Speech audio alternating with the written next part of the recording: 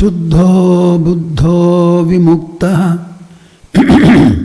Shruti-shikhara giram mukhyatatparya bhumi Yasmad jatam samastam Jagadidam amrutat vyapya Sarvam sthito yaha Yasyam sham shavataraihi Surajana vanajair rakshitam Sarvametad Tam bhumanam mukundam Hridigatam amalam Krishnameva prapadye Tam bhumanam mukundam Hridigatam amalam Krishnameva prapadye Madhya hridaya kashe Sadanandamayo Guruhu Udetu satatam samyak Swatmananda prabodhakaha Hari Hari Hari Om Tats Jai Guru. We shall have the recitation of Omkara jointly 3 times as usual.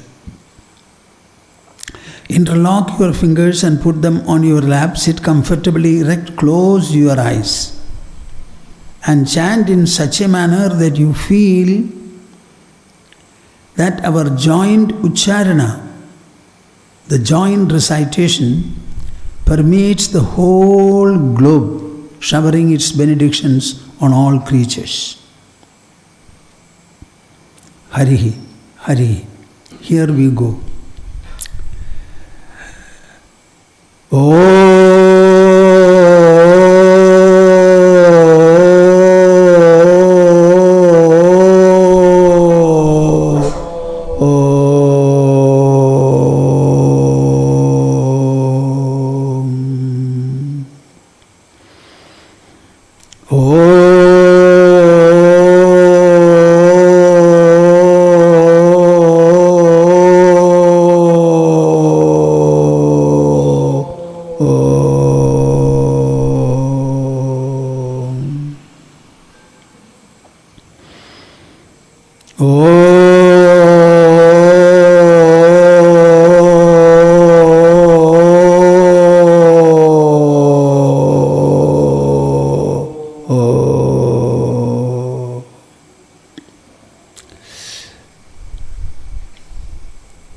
Now Arjuna's surrender before Krishna, asking Krishna to become his teacher and declaring himself to be his disciple.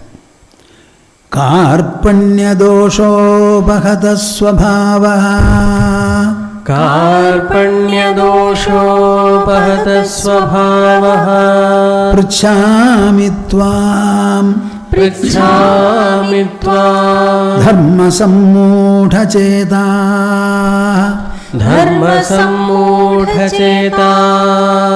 Yat shreyasyad Nishchitam bruhi tanme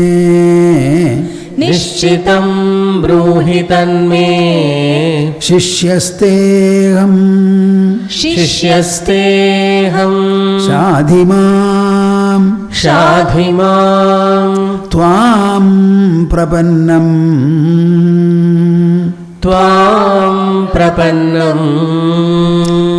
I am thinking of changing this verse to another. We have chanted it so many times and all of you have learned it.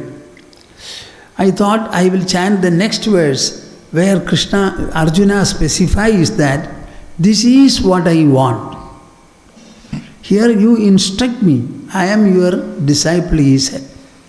What exactly is the instruction that I want, I expect from you? That he specifies in the next verse.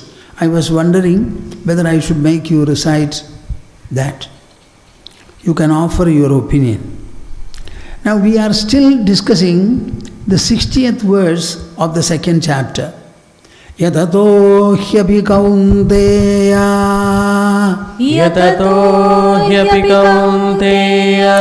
Purushasya vipashchitaha Purushasya vipashchitaha Indriyani pramadhini Indriyani pramadhini Haranti prasabham manaha Haranti prasabham manaha. Look, we are all born into this world. What is meant by our birth? Actually, it is birth of what? Whose? I can only say it is the birth of our body. Everybody says, birth of my body. Nobody says, I was born. Though generally people say I was born, actually what was born was our body. After having been born, everybody says, I and mine, I and mine. What is this I? It is not the body. What is this body? It is my body. So actually the body is born. After having been born with the body, we always have the 5 senses. 5 knowledge senses and 5 action senses. Our body itself is an abode, like a house, in which these 10 senses are situated. So we can never have a body without these sensory organs. Now, if we start blaming the senses, it is not right at all. Are we supposed to be enslaved by the senses? What is the intention of nature? This sloka says, Yatato hyapi kaunteya purushasya vipashchitaha. Even a discreet person, a man of discrimination, even if he strives very hard for getting yoga, attaining yoga, his senses are pramadhini, indriyani pramadhini. His senses are very powerful and turbulent. Haranti prasabham manaha. The senses are capable of robbing the mind powerfully. Now I am asking you, is it a fact? I can understand animals, birds, etc. They are getting drawn to the objects because they don't know anything else. Do they know about their mind? Do they have a mind as we have? And do they have an intelligence as we have? Whereas in the human life, we are a distinct creation not because of our body and senses. If you take the senses into account, there are various creatures upon the earth in whom one sense or other is far more powerful and effective than ours. Can you think of the eye of an eagle? I think it can see much better than what we can. It doesn't need the telescope and the microscope. Because our eyes are not powerful enough, we resort to what? Spectacles on the one hand, then microscope, telescope, etc. Now these instruments are made not because of the power of the senses, but because of the potential and possibility of the mind and the intelligence that we have. So understand, my dear souls, a human is not a sensory creature. Not at all. His personality is inner. He has a body, and the body carries 10 senses. It is true. So can we easily agree to the proposition that the senses are very powerful and therefore they will draw my mind or they drew my mind? Anybody who says like this, I don't think he is a real human being. In the construction, in the evolution, in the design of our personality, are the senses supposed to be powerful than the mind and the intelligence? No. In the 3rd chapter, Krishna clearly analyzes the human personality and he says, Indriyani paranyahu. Indriyani paranyahu. Indriyebhya param manaha. Ba. My dear viewers, will you keep this in mind? Don't say at any point of time in your life that my senses are powerful. They draw my mind. This Swami will never allow you to say that. We have a body and the senses are on the body. Our personality is not just the body alone. We have got an inner personality which consists of the mind, intelligence and ego. That personality is what employs the body and the senses. The senses and the body both are totally inert. Inert. They are not sentient at all. Imagine the cornea from a dead body before it becomes old. It is extracted, and when they are grafted to a blind man, he begins to see. But in the dead body, it cannot see. Is it due to the defect of the cornea? No, certainly not. Then it cannot see in a blind man. But in the dead body, the eyes cannot see. Because the sentience that is in the body, which animates the cornea, is absent there. So the senses are inert, they are material. What makes the senses animate or animating the senses? That is from inside, the mind, intelligence and the ego. So how can such senses be considered to be superior? Not at all. They are superior if at all. Indriyani paranyahuhu. The senses are superior to the objects around them. Our senses, though inert, I don't know whether you are following me. Our senses, though inert, are in our body. And the body is animated by the inner presence. That inner presence association is what makes our senses functional. Such senses, how can they be superior in us? They are superior, all right. Considered in which background? The objects of the world. They are superior to the objects. Generally we say the senses are attracted by. Attracted by what? Attracted by the objects of the world. Are they superior or the senses? Bhagavad Gita clearly says, Indriyani, senses, parani, superior to objects. Now superior to the senses is the mind. Indriyebhya param manaha. I don't know whether you are following me. Indriyebhya param manaha. Superior to the senses is the mind. Superior to the mind is the intelligence. Manasastu para buddhi. There is still superior to the buddhi. Yo buddhe paradastu saha. What is superior to the intelligence is the last, the most potent and potential. So you tell me now, our whole personality is such that it is superior to the objects of the world. Let there be a sun, millions of stars, let there be a moon. And upon the earth, let there be many, many objects, alive and not alive. But our senses are superior to all of them. It is our senses that make us see the objects. It is we who see the mountain, the tree, the mustard, the coconut tree, the arecanut tree, the vast sea, the endless sky, and innumerable stars within them. All of them are seen by our small eyes. Tell me, which is superior between the two?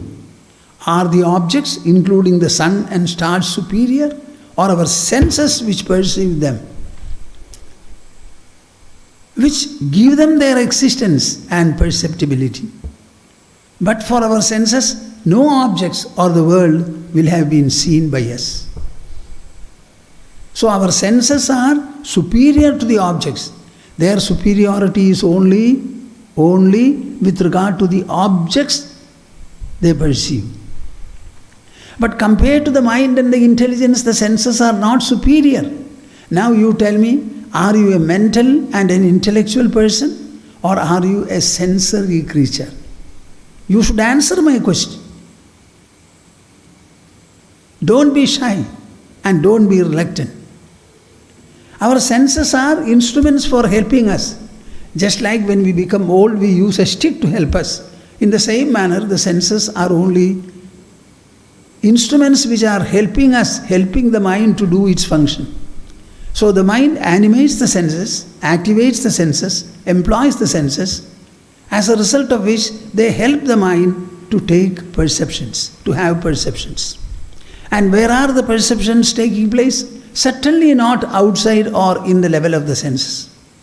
Every sensory organ, when it has the contact with the object, what does the sensory organ do? The sensory organ sends up to the brain electrical pulses. When the objects contact them, automatically they know it. And the pulses, electrical pulses are sent to the brain. And the brain centers are interpreting what is taking place. So the entire experience and knowledge is not in the level of the senses. They are inert. That knowledge aspect, the experience aspect, it is inside the body. So how can the senses be turbulent and draw the mind? But it happens because man is deluded. Tell me how many of the living people in this world, in spite of their big, adorable education, when I ask the question, what is life? How many of people will be able to answer me, yes, this is life. You want to make your life successful, effective, glorious, adorable, fulfilling. How can you do it? Unless you examine life and understand it. A man wants to play football, but he never knows what is a football and how to play. So let us know what is our life. So I have to tell you with a lot of caution, yatato hyapi kaunteya purushasya vipaschidaha indriyani pramadhini haramdi prasabham manaha.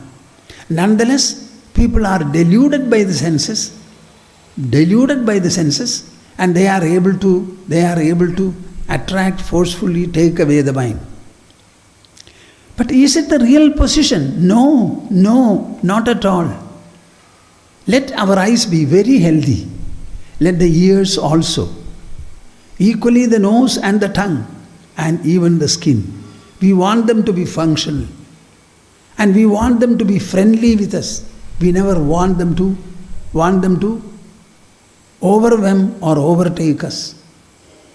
This can be had provided you know your personality. Understand that mind is superior to the senses, intelligence is still superior to the mind, and superior to the intelligence is Saha.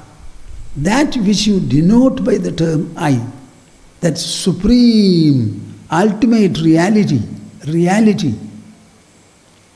the pure consciousness, the sentience, which constantly survives in us, animating the body, activating the senses. So don't think that you will be written off to the senses. Do not allow it. Nonetheless, people have attractions. These attractions can be dealt with. I was quoting a few slokas from Srimad Bhagavatam. You know, in Srimad Bhagavatam also we have a Gita that is called Uddhava Gita. Because this is called Bhagavad Gita, the other is generally called Uddhava Gita. Though this Gita was occasioned by Arjuna, we don't call it a Partha Gita, we call it a Bhagavad Gita. And I am wondering whether you know the meaning of Bhagavad Gita. The word Bhagavan has got its own beautiful meaning in our language, Sanskrit. There are a set of 6 excellences, virtues. Aishwaryasya samagrasya dharmasya yashasa shriya jnana vairagyayoshchaiva shannam bhagayidirana. These items together are called bhaga. And he who has the bhaga is called Bhagavan. Samagra Aishwarya, complete prosperity. Prosperity becomes complete when you feel, I am sufficient, I don't want anything, I am fulfilled. This is called Aishwarya. A rich man will generally feel, my riches are not sufficient, I want to progress to a higher level. So that contentment and satisfaction will not be there. Only in a spiritual man and an enlightened person, this kind of a fulfillment will be there. I don't want anything more. It is sufficient, sufficient. I have nothing to give, nothing to take. I feel full, abundant. Aishwaryasya samagrasya, dharmasya yashasa shriya. He must be a dharmic person. He must be yashasa shriya. He must also be acknowledged as a great man by the people, which naturally takes place. Shriya. He must be a Shriman or a Shrimati. You look at a person and we generally say, what extent of Shri he has or she has. So it is a gracefulness that adorns your personality. Jnana vairagyayoshchaiva. He must have an ample measure or ample spiritual wisdom. Vairagya, dispassion. He should not be running after the world at all. So, Aishwaryasya samagrasya, dharmasya, yashasaha, shriyaha, jnana, vairagyayoshchaiva. These are called Bhaga. Whoever has it is a Bhagavan. Sri Krishna had it, that is why he became a Bhagavan. Krishna spoke this Bhagavad Gita because he was a Bhagavan. And the whole of the Bhagavad Gita is to transform the recipient, transform the listener to be a Bhagavan. So this Gita is such that it makes the listener and the follower a Bhagavan. That is why it is called Bhagavad Gita. Just like I say, Srimad Bhagavata was composed by a Paramahamsa, explained for the first time to Parikshit by Shugamuni, another Paramahamsa, and Parikshit became a Paramahamsa. He did not live for long because he was bitten by a snake. So it was composed by a Paramahamsa, narrated by a Paramahamsa, and the hearer also becomes a Paramahamsa. Like that, this Bhagavad Gita was narrated by a Bhagavan. It was heard by Arjuna. He also became a Bhagavan. And whoever listens to and follows Bhagavad Gita, he will also become a Bhagavan. That is why in Bhagavad Gita you will find a number of qualities and excellences are discussed right from the beginning. Right from the beginning. Here we are discussing the excellences of a Sthita Prajna. How does one become a Sthita Prajna? And as a Sthita Prajna, what does he do? How does he conduct himself? Yatato hyapi kaunteya purushasya vipaschitaha indriyani pramadhini harandi prasabham manaha. So in Srimad Bhagavatam we have another Gita, I said. It is called Uddhava Gita. The last message that Sri Krishna gave to Uddhava. This is a Karma Shastra, this Bhagavad Gita. It was delivered in the battlefield of Kurukshetra before arrows were discharged. War cries had already been raised. So the whole Bhagavad Gita is addressed to performing, doing the Mahabharata war. In the case of Uddhava, Krishna was saying, I will depart very soon. On the 7th day, the whole of Dwaraka will become under the sea. So you better leave from here, go to Badarikashrama, think of me, and wait for time to take away your body. You understand the difference between the two Gitas. But there also the same subject is discussed, but in a different applicational sequence. There he says, there are people in this world who want to do good, but they are unable to do good. They want to have control over the mind or regulation over the senses. The one way will be, listen to my stories, listen to godly stories, godly exploits and excellences. Jata shraddho matkathasu nirvinnas sarvakarmasu veda dukkhatmakan karman parityage pyanishwaraha. Think of a man who is understanding everything about the flimsy nature, ephemeral nature of the world, but he is not able to keep away from it. That innate, inner inability to say goodbye to things, keep away. Even when your children have become old and they are capable of running the family, the parents do not leave them. Do not leave them. Pup, pup. What is this? You have delivered children. The son has become grown up. He has studied well. You have educated him well. He has become 28 years, 30 years. Can you not say, run it? No, I am not able to say. Such people, they are the majority. He says, Parityage pyanishwara. He understands the futility of the objects, the ephemeral nature of the objects, but he is not able to keep away from them. Krishna says, does not matter. Does not matter. Listen to what I am saying. Adho bhajeta mam pridaha shraddhalur dridhanishchaya jushamanascha tan kaman dukhodarkamsha garghayan. All that I want you to do is cogitate in your mind, reflect in your mind that the objects of the world are ephemeral, perishable, perishable.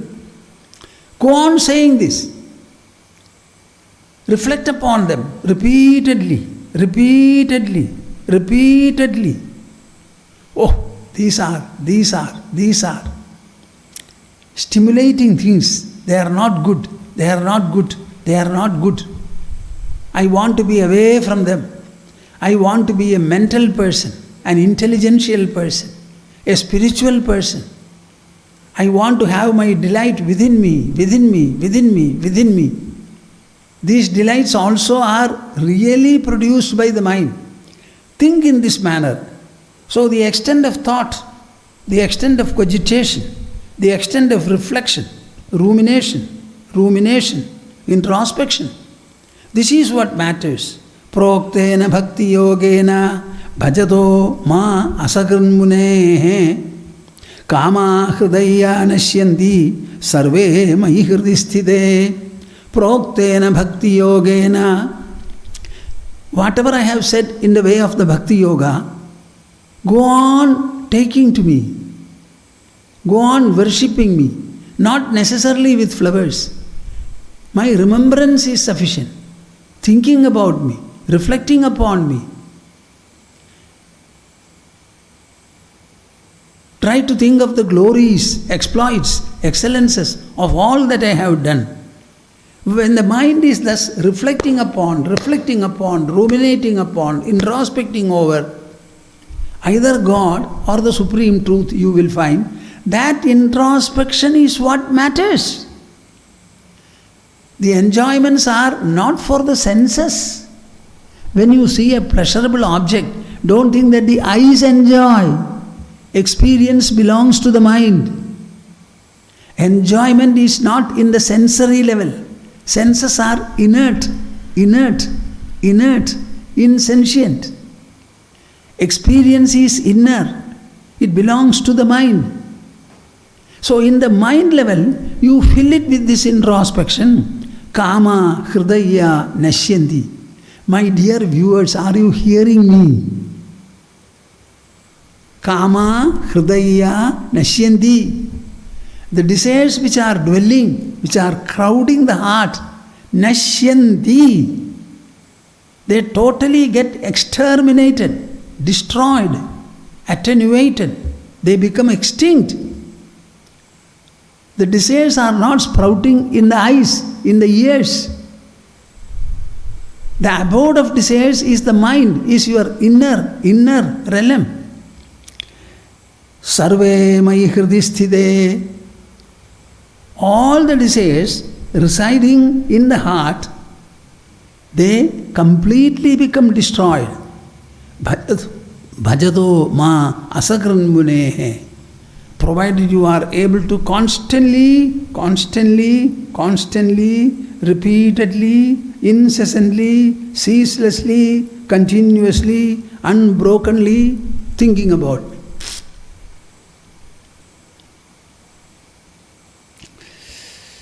In the 1980s, under Hindu Navothana Pratishthan, of which I am still the president, Purushottam Swamiji was the motivator for me for that.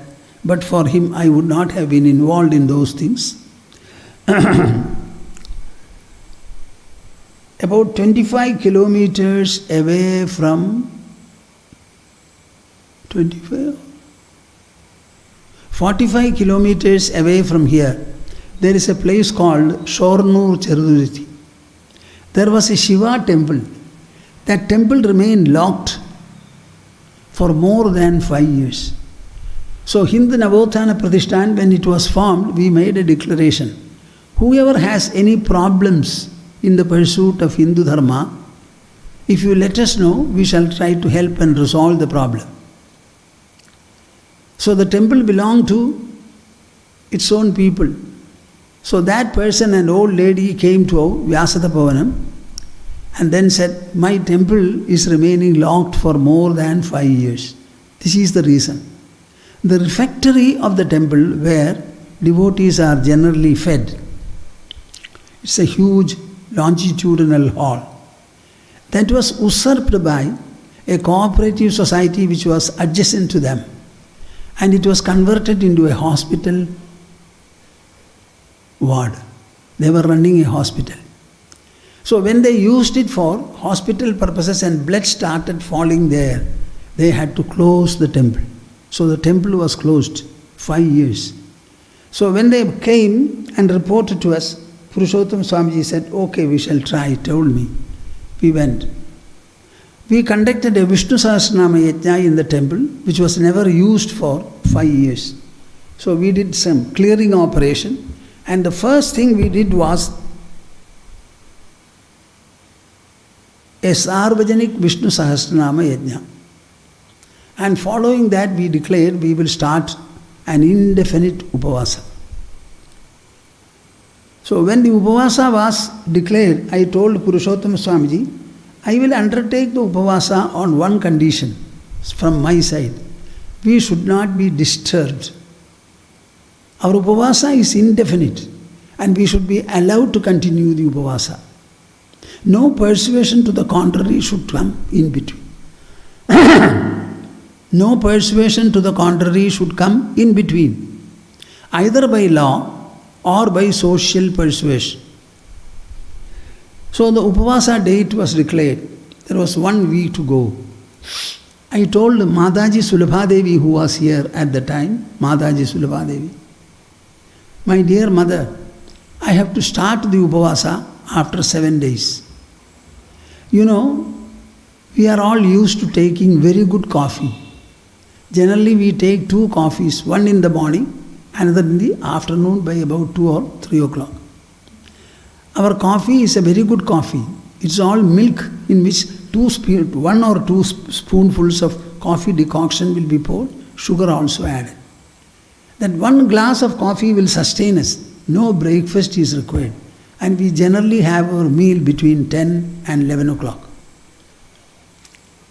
So this coffee we are used to. But somehow I always felt this coffee should be stopped. And I had stopped it several times in my life.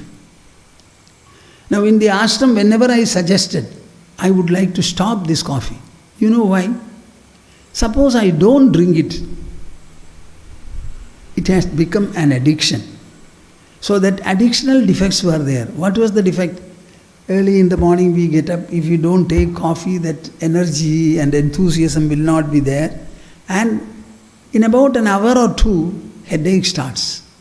And the headache lasts for the whole day. I said, this is not permissible. I am taking coffee, but Mr. Coffee cannot put me to this kind of a trouble. So I want to get rid of it. So I had stopped it. So I told Ma, whenever I suggested I will stop coffee, she would say, Father, when you stop coffee, the whole ashram will have to go without coffee. So when people come here, should we not give them some drink? We may not have coffee, but somebody who comes here, we may have to offer. So please don't stop. So I agreed and went on. Now this became an opportunity for me to say that I have to fast. When we fast, how can the coffee addiction disturb us? So I said, my dear mother, I want you to reduce my decoction 50% every day. Tomorrow you will give me coffee with 50% of the decoction. Third day, 50% of the second day. Fourth day, 50% of the third day. Like that. It should be brought to zero before the day of fasting. And she did it. We underwent the fasting. It continued for 5 days. On the 5th day, the authorities came and said, we are fixing a notice on the door, asking them to vacate from this place.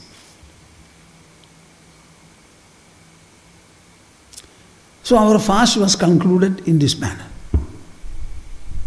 The district authorities came and did this officially. They put an order there that they should vacate in a very legal and administrative manner. Why I narrated this story? There is nothing that is impossible. I have suggested to people suffering from alcoholism. I say, how much do you drink? Say, I take 2-3 pegs. Okay? You want to get rid of it? Yes. So, reduce it to half tomorrow. Continue for a few days. 3, 4, 5 or 6 days. Then reduce it to further half. Another 5, 6 days. Reduce it to further half. Another 5, 6 days. Reduce it still further and bring it to zero. Taking 1 month or 2 months or even 3 months, I don't mind. You can stop it without any trouble or heaviness. A habit that is acquired can also be left. But in leaving, you are not resolute. You are not firm. That is our trouble. We are getting used to many things. We can also get rid of things. How will you get rid of it? Progressively reducing it. So he says, Kama hridaya nashyanti sarve mai hridisthide. When you keep me in your heart, when you install God in your heart, how can desires be born?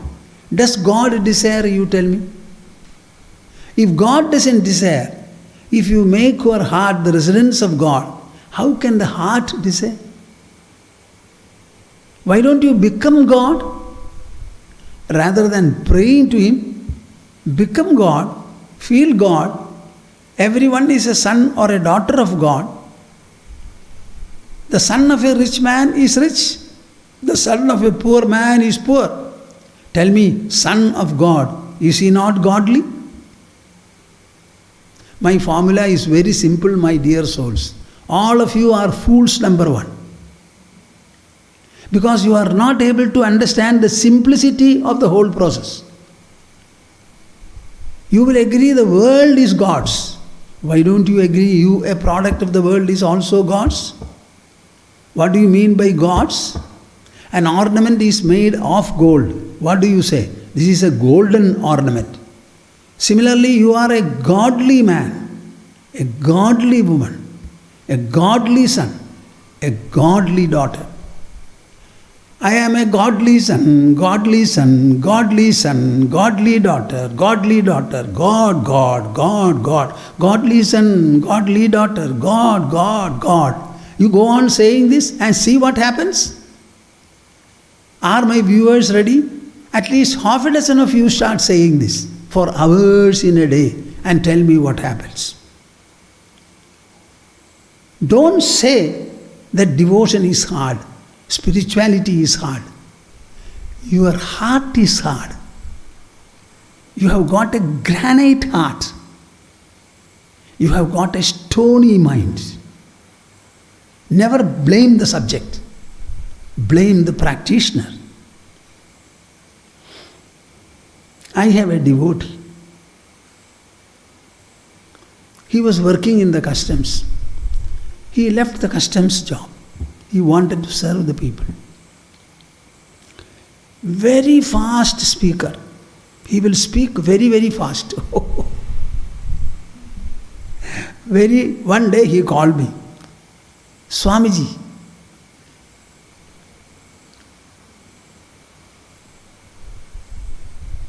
he is given to meditation. For many, many years before he came to me also, I was told, he told me that he was meditating regularly without fail. So these qualities are there.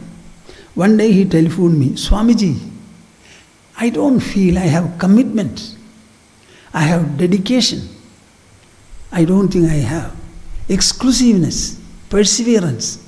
All these are qualities which I don't have. How to have these qualities? Tell me.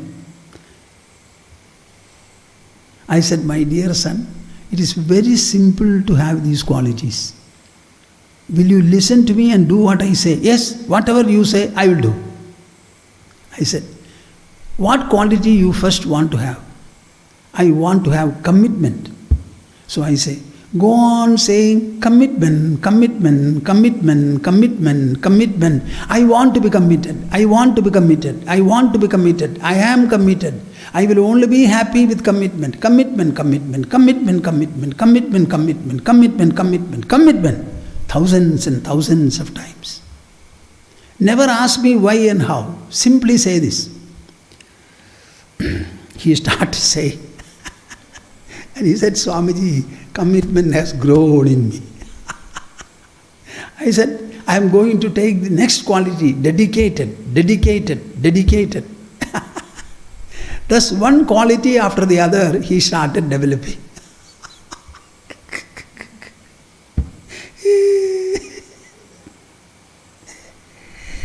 I got down in which airport?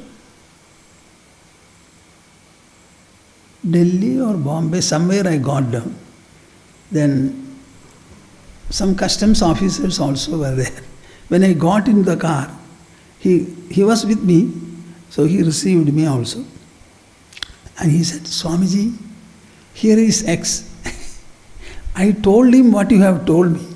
And he also started practicing it. Now the result is that every day he catches 2 customs cases.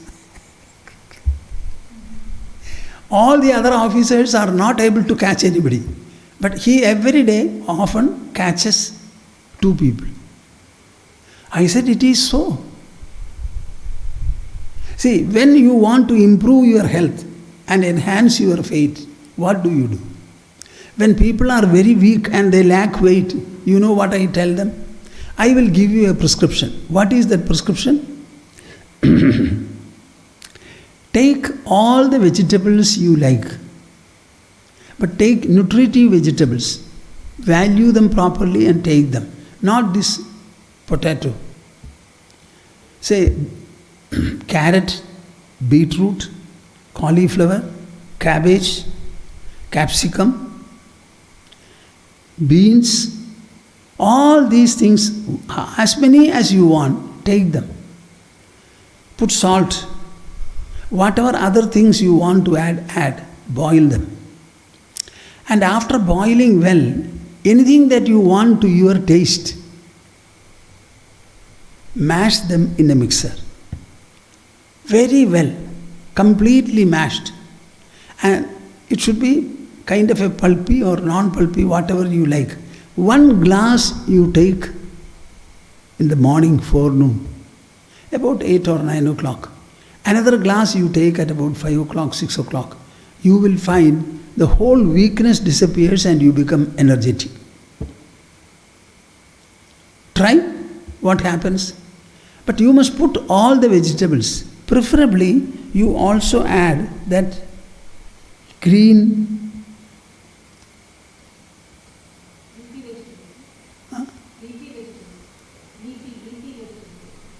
Leafy. Oh. Moong dal. Moong dal you should add. Moong dal is generally added after frying a little bit, otherwise it will be very, very slippery. Take this, you will find how easily you pick up weight and also energy. Similarly, there is a way. The other day in the story I told you that there is a particular herb, small, round fruits. When this was given to Yamunacharya when he was a king, in 2 months he became a sattvic person. There is a herb called Nilanaragam in Kerala. I don't know what is the herbal name for it.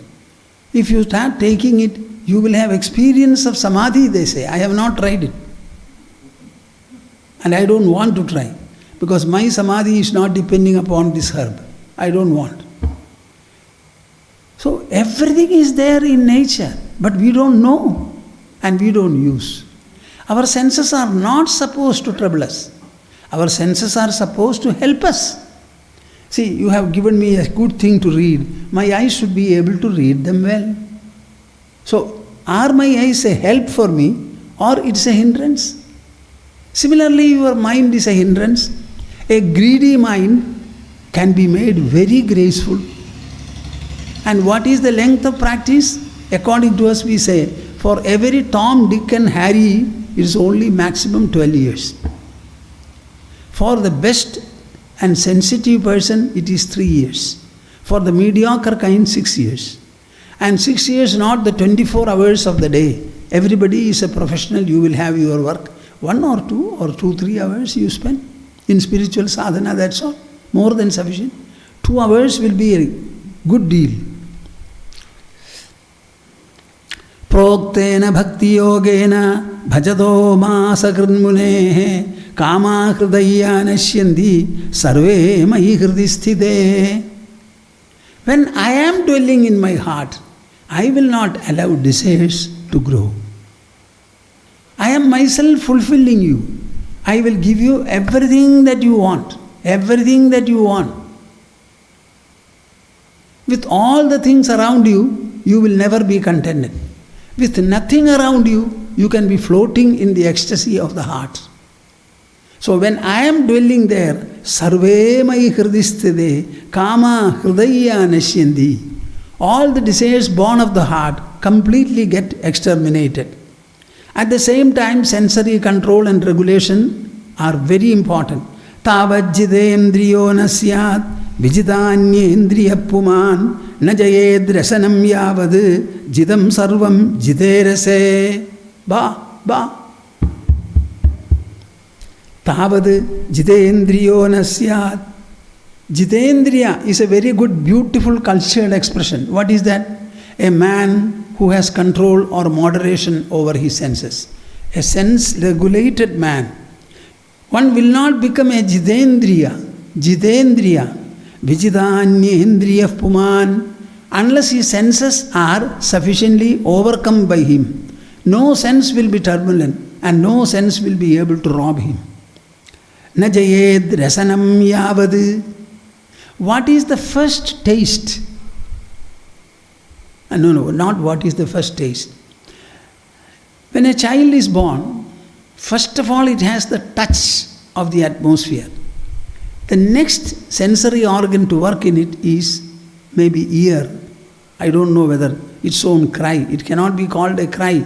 The child is not crying. The sound the child produces is a healthy sound. That is the time the lungs begin to work. So you cannot relate it to cry. The word cry generally means a kind of a distress expression. The other day a gynecologist I asked, why are you calling it a cry? Swamiji, I don't know. Why do you call it a cry? We must have another word for it. So the child produces the sound. Whether it hears, I don't know. But the tongue. The child cannot survive without food. It has to take food by itself. So, the tongue is the first organ to be active in anybody. And this will continue. You may be blind, you may be deaf, you may be having no smell. Nevertheless, the taste will linger. The taste is very important. Tavajjidendriyo nasyat vijidanyendriya puman na jayed rasanam yavad jidam sarvam jide rase. When the tongue is controlled, all the senses are controlled. My dear souls, at least hear this truth. Don't run after your tongue. Certainly not. We want to have a happy, comfortable, pleasant, delicious meal. That does not mean you must have a large variety of 12 or 15 items. When people serve me with 3-4 dishes, I get headache. When I look at them, I get headache. We want to have one liquid preparation for eating, maybe a little quasi-liquid preparation, that's all. Nothing else is required. Whenever you have to take pickle, you understand, you don't have the required taste. That is why you use a pickle, to activate the salivary buds. When you are hungry and you have a taste for food, normal food should be more than sufficient for you. And how many vegetable preparations? Only 2, not more than that. Tavajjidendriyo nasyat vijidanyendriya puman na jayed rasanam yavad jidam sarvam jide rase. Are you wondering why Swamiji is talking all these things or how he talks? Because this is a very important part of spirituality. Your food, your habits, your slavery under your senses. Slavery under your senses. Slavery. Are we supposed to be the slaves of the senses, or the senses are supposed to be friendly and obedient to us? When you are walking, your eyes should help you to see the land, to see the depressions and obstructions, etc. When people talk to you, you must be able to listen to them. All are to enrich you, to facilitate you, to elevate you. Where is the question of senses putting you down? It is so jarring for me to hear. I will never accept this situation. People are fools if they are enslaved by the senses. Why is God there? He has created the whole world. He has created you. Can you not use Him to set right your personality? Let it be disease. Let it be discomfort. Let it be something, habit or otherwise. For everything, God is the cure for you. Why are you underestimating God? Why are you underestimating your own mind, your own intelligence, your own ego, your own heart? Install God in your heart and see whether the habit changes. Good habits grow and bad habits fall.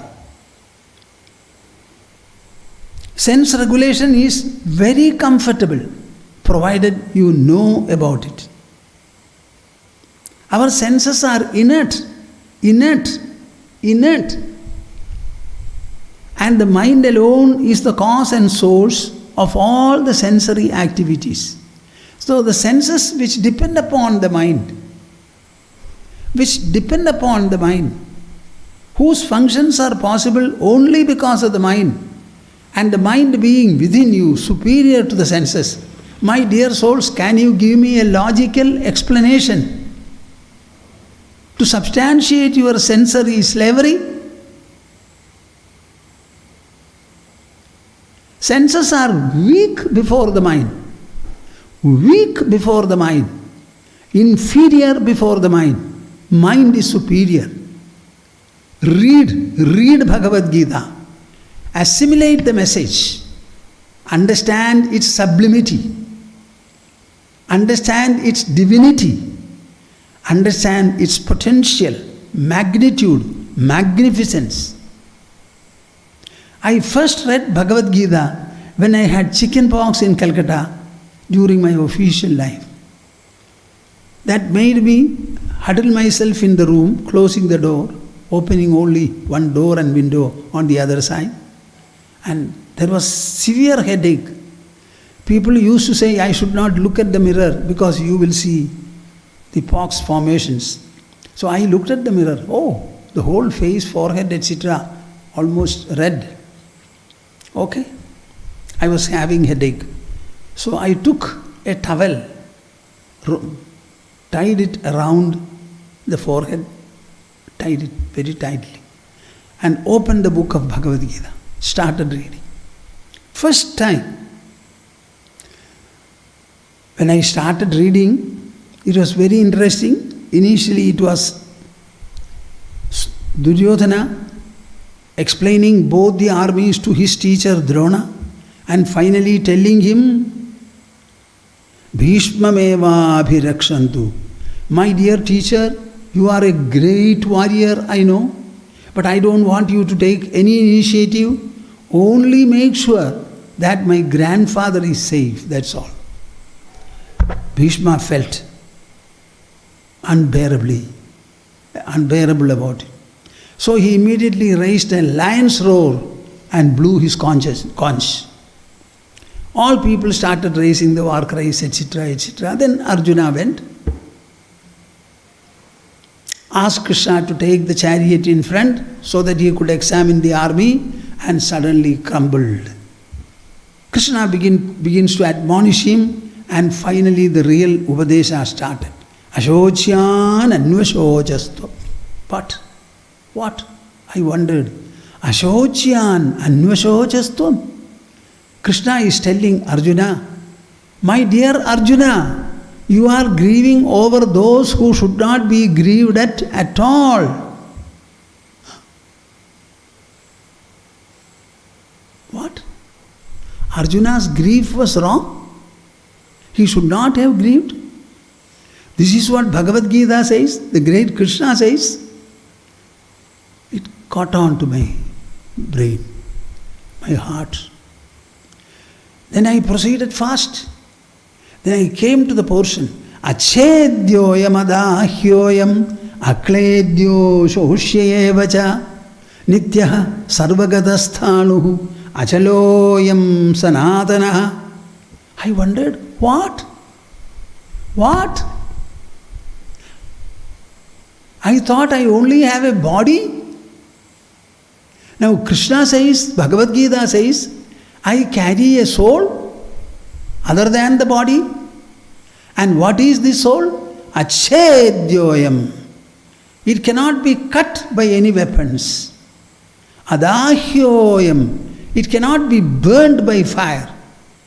Akledyaha. It cannot be wetted by water. Ashosyevaja. It cannot be dried by the wind. Bah. What is there left in this world? We have hard things made out of earth. Then we have liquid water, gaseous air, and the burning fire. These are the 5 elements. Akasha will not do anything. All these 4 elements can do nothing to you, nothing to the soul.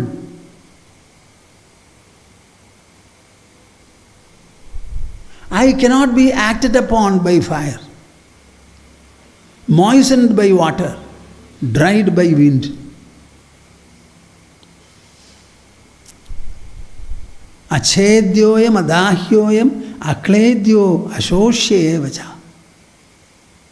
See, 4 elements cannot act on me. It's an absolute statement.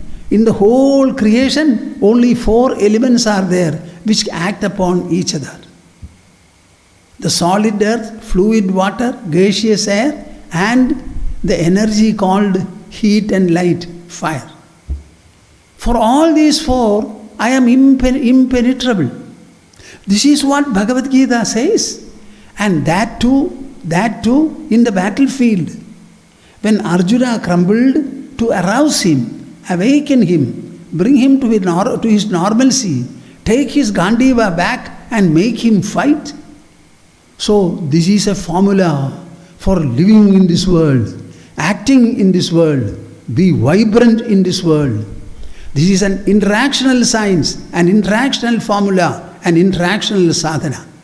I felt so inspired. I was overwhelmed by Bhagavad Gita. From that day onwards, Bhagavad Gita runs parallel to my mind and intelligence.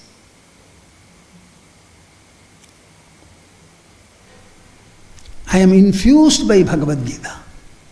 I am imbued with. I am impelled by it. It is not a religious book. It is a book dealing with the interactional science and practice. Achedyoyam. Nainam chindandi shastrani, nainam dahati pavakaha, nachainam klayadayandyede, nashoshayati abho, nashoshayati marudaha. You know, these two verses, they appeal to me so much. My chicken pox was nothing before it. Whoosh! Nothing. I started reading. The whole book I read. This is what my chicken pox presented me with.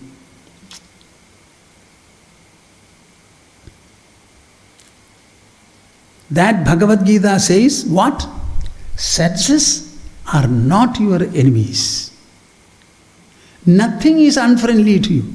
We have beautiful senses which reveal the world, and we have a beautiful mind which employs these inert senses. We have an intelligence which directs the mind, and the intelligence itself derives its power of cognition from the soul. So the whole personality is an integrated personality. With this personality you can go anywhere in creation. Go to the heaven, go to the hell, go to the sea, go to the air, be on the earth. Do any kind of a task.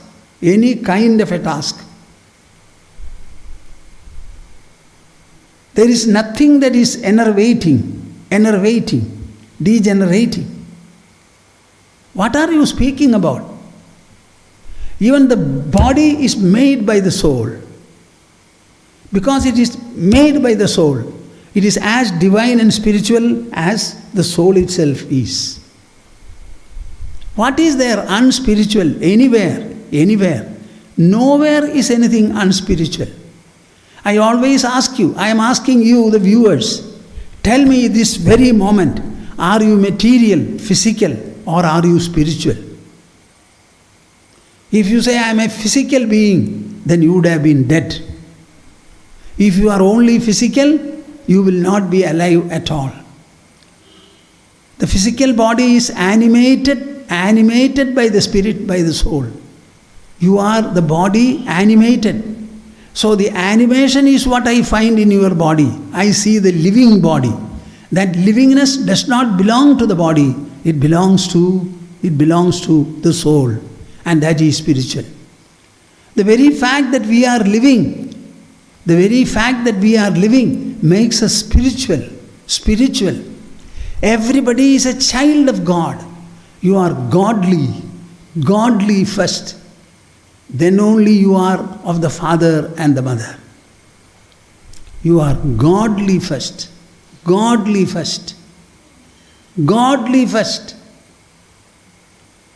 Divine, spiritual. It is a fact. It is not an imagination, it is a fact. Tavajjitendriyo na syat vijitanyendriya puman na jayedrasanam yavad jitam sarvam jiterase.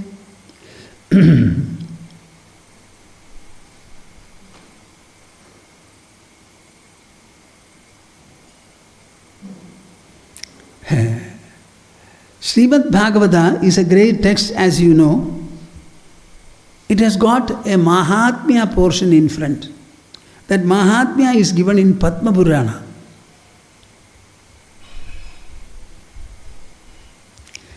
From that, There are two verses which are very, very important. Its meter is very good, words are very sweet, very delicious. I would like you to recite it, and if you like, I will like to make you also recite. Dehe sthimam sarudhire bhimatim tyajatvam jaya sudadishu sada mamatam vimunja pashyanisham jagadidam kshanabhanganishtam vairagya ragarasiko bhava bhakti nishtha. Gokarna speaks. Dehe sthimam sarudhire abhimatim jajatvam. All the life is wasted. Everybody becomes a sharira arama. Your aramana is in the body. And what does the body do? It declines, decays. I think the years of growth are less, and the years of decline far greater, more. It is made up of what? Dehe asthimam sarudhire. Asthimam sarudhire. Asthi means bone. Mamsa means flesh. Rudhira means blood. Abhimatim tyajatvam. Drop your abhimana. You are boasting. You are suffering from a wrong identity with the body consisting of bone, flesh and blood. All these years have passed. My dear parents, have you gained anything? Nothing. You are suffering. That is why you are asking me. Dehe sthimam sarudhire bhimatim tyajatvam jaya sudadishu sada mamatam vimunja. You have a lot of possessiveness about your wife and children. The very fact that you possess your children, will they remain? Or they are remaining because of their own breath, their own blood circulation, their own hunger, food, nourishment, etc.? What is the point in saying possessive about it? Possessiveness towards anything whatsoever is not good. Jaya sudha adishu sada mamatam vimunja. On the other hand, live in your home, together with all your relations, primarily children. Live, there is no objection. But don't look at them and treat them with any possessiveness. Bring them up, make them adults, and ask them, you have become an adult. Now we will start consulting you, seeking your opinion and evaluation. Be responsible for life. Don't pull us into your affairs. Whenever there is a necessity for a critical advice, you may tell us and we shall come. Otherwise, manage matters yourself. Make us free. This is what any parent should tell an adult child. An adult child means what? He must be able to make his choice, strive himself, utilize the resources he has discreetly, judiciously. This is what everybody should do. You have brought up your children. If the purpose of bringing up the children is fulfilled, then this is what the parents should feel. Jaya sudadishu sada mamatam vimunja pashyanisham jagadidam kshanabhanganishtam. Always see what? The truth of the world. What is the truth of the world? Kshanabhanganishtam. Everything in this world is transitory. You are looking at a child, looking at your son. As you look at him, his age is ebbing, passing. He is becoming weaker and weaker. Is it not a fact? And should you not see it? Pashyanisham, always pashyasi, jagadidam, the entire world, kshanabhanganishtam. Entire world is transitory. Right from the atom to the andakataha. Vairagya ragarasiko bhava bhakti nishtha. Vairagya ragarasiko bhava. Vairagya ragarasiko bhava bhakti nishtha. If you leave all these things, what do you get? Where will you delight? You will delight in dispassion. Dispassion. Dispassion. If passion delights you 2 kilograms, dispassion will delight you 2000 kilograms. Vairagya ragarasiko bhava bhakti nishtha. See, I am in my 89th year. I left everything at 23. The few years before, when I was a professional man, then also I was very much given to this. In my young age, I was very religious and pious. All that I have to tell you even today now is, I always have found the best of delight in singing songs of dispassion. In Bhajagovindam there is a verse, Dinayaminyau sayam prataha Shishiravasantav punarayataha Kala kridadi gachatyayuhu Tadapina munjadi ashavayuhu Bhajagovindam Bhajagovindam Bhajagovindam Mudhamate. When I was in Calcutta and I was a professional at that time, somehow this poem came to me when I was taking bath. So I was singing. I took my bath with a wet cloth on my waist. I started walking to my room. What would be the distance? About 25-30 feet. I started singing. Dinayaminyau sayam prataha Shishiravasantav punarayataha Kala kridadi gachatyayuhu Tadapina munjadi ashavayuhu. You know what it means? Dinayaminyau sayam prataha. The day. So many different yamas constitute the day. Sayam, evening. Pradha, morning. Shishira Vasantavu. The Rudus, Shishira and Vasanta. Punarahayadaha. Have come again. Kala Kridadi. Why don't you say this, my dear souls? Kalaha Kridadi.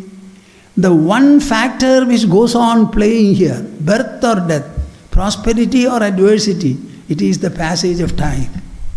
Wow, I am passing. See what all things are happening.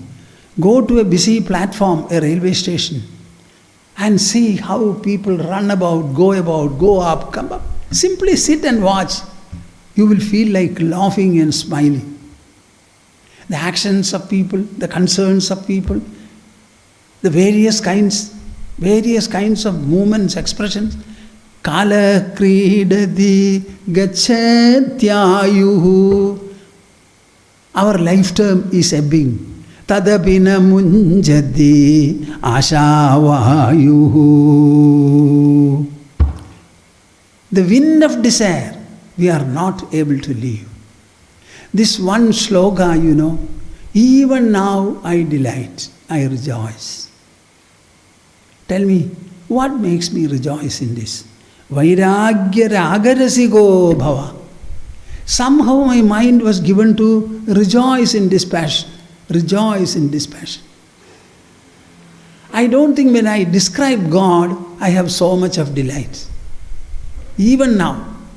Dinayaminyau sayam prataha Shishiravasantav punarayataha Kala kridadi gachatyayuhu Tadapina munjadi ashavayuhu. See, when you start singing in this manner, your ears hear, the mind absorbs.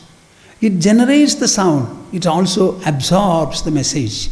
Can you imagine this cyclic process going on in your mind? What kind and degree of impact it is capable of generating there? How will the world stick to you? It has no power. It has no potential. Our mind becomes so dispassionate. Not that the mind runs away.